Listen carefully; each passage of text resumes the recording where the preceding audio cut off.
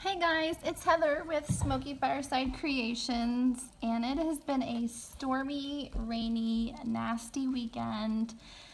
And so, mainly because I can't do anything outside, I've been working in my art journal. So, again, this is the Dina Wakely Mixed Media Art Journal. If you were on my Facebook Live video the other night, you got a little sneak peek flip through of this, but one of the things I did do is I was able to staple my cute little tags to my burlap panel, so I really like how that turned out. And then I'll probably do some birds or something over here on this background that I already have prepped, but that's not what I'm working on today. What I'm working on today is I watched a video earlier of an artist who did magnolias, and we have magnolia trees here at home, and I just love the color of purple of these magnolias. It's like a purple, fuchsia, pink, and then it fades up into white. And so I just love the look of those florals, and so I thought I would try to do those today, or somewhat replicate them today, using my my Dr. P.H. Martin's Bombay India inks. I love these because you can use them. They're light fast, they're waterproof. It's a pigmented India ink that I have recently discovered that I really love watercoloring with these guys. And I do know that Dr. P.H. Martin's has radiant watercolors, and that's something that I would like to purchase. I just haven't yet, but I do have the Bombay India inks, and so I thought I would give these a shot since I have them in my stash. And so I'm going to be using 3 different colors today. I'm going to use cherry red. I don't know if you can see this or not. Cherry red, magenta, and grass green for the leaves and foliage. So I'm using just a simple 18 round wash brush. It's one of my favorite ones that I use, and then I just have a pot of water here. So we will see how this turns out. Hopefully it's something that I like. So anybody that's seen a magnolia knows that the color is more concentrated and bright at the bottom, and so the watercolors here just come in little squeezer top.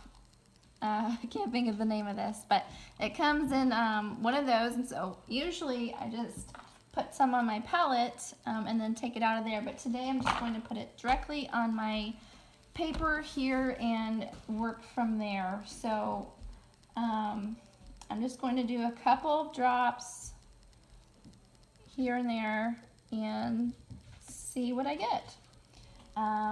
So if it messes up, it messes up. You guys will get to see that right along with me, which is okay. You know, sometimes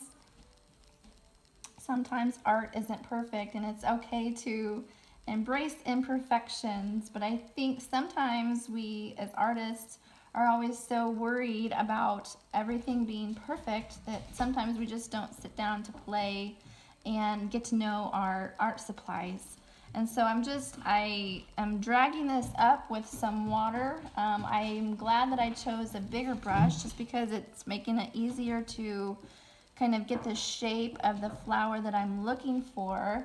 And I'm just pressing down and then lifting my brush up when I get towards the top. And that's what's given me this cool little flower edge at the top. And so what I'm going to do is kind of go back and see if I can get some more of that looseness at the top of the flower. And so to me, these kind of look like tulips. They can be tulips, they can be magnolias, it can be whatever you want it to be. I'm going to go back in with my cherry red to see if I can get more of a concentrated color at the bottom, since I have used the water on these areas so far. And you can kind of see maybe in this one right here how it's already spreading out because it's following the path of the water that I've already put down with the original ink. So I think that's helping too, just the mixture of those two colors. I am not associated with Dr. P.H. Martin's, but if they're ever looking for a spokesperson, I would love to sign up. I think it would be cool to just be able to test the amount of products that they have, because they're all so wonderful. And so I think I'm going to leave it like this. I don't want to play with it too much and then not like my result. So those are mixtures of the Bombay Magenta and the Bombay Cherry Red. Again, these are India inks, so they are permanent and light fast, like I said before. So I really enjoy those. I think I have 2 sets of those colors. And I'll try to remember to put a link below where you can find them. I think I found mine either off of Amazon or one of the art stores, so if I don't remember to link it, then that's where I got them from.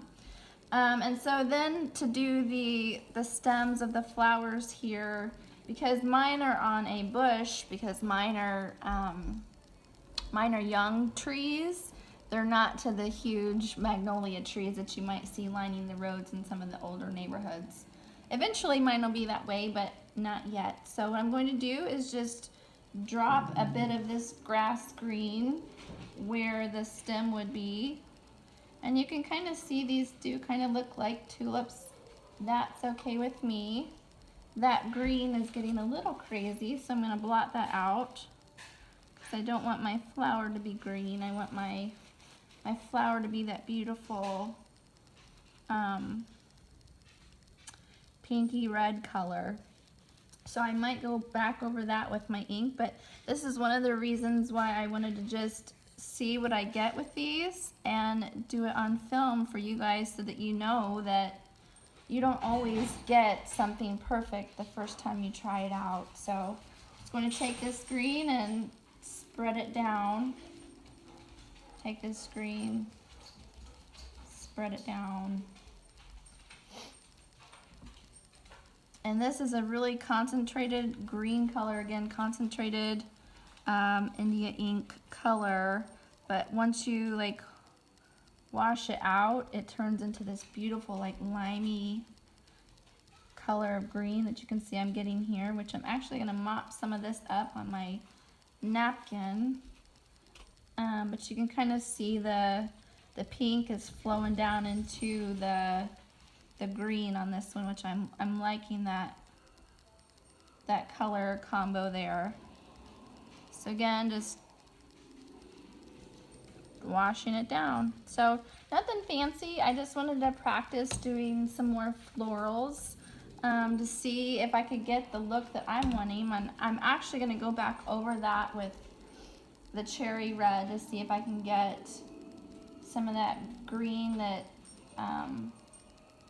flooded into that pink when I first put it down, to see if I can get some of that to wash out. And you could, like when you're doing the stems, you could go in with a thinner brush if you want. I didn't. I have brushes handy here, but I just decided to keep it all the same. Again, it's totally your preference. But I am liking how cool and sketchy these are looking. So yeah, let me know below if you guys have practiced with any of the Bombay India inks here. I'm really loving playing with them lately and just seeing the kind of textures and patterning or patterns that I can get out of them. And so again, this is just a really loose picture. I think these look more like tulips, but that's okay. I think that's pretty cool. I think I might go in and put some of this green on my palette here. And that's my dog barking. If you can hear them in the background. They're barking. My husband's in the other room watching a movie. So if you hear background noise, we have lots going on here. So I am trying my best to get you guys a cool video. So just really loose, like, again, sketchy leaves here for the flowers. I might go back in with another color, but I'm loving the Dina Wakley paper in this mixed media journal. It's a delight to work with. I love this happening here, and see, this is what happens when you just let things go. You let it dry itself. You never know what you're going to get. And so I think for now I'm going to leave this as it is, just as my base layer, and then I might go back in once some of my ink has dried and do a second layer. But that's what I wanted to get on here and show you guys today.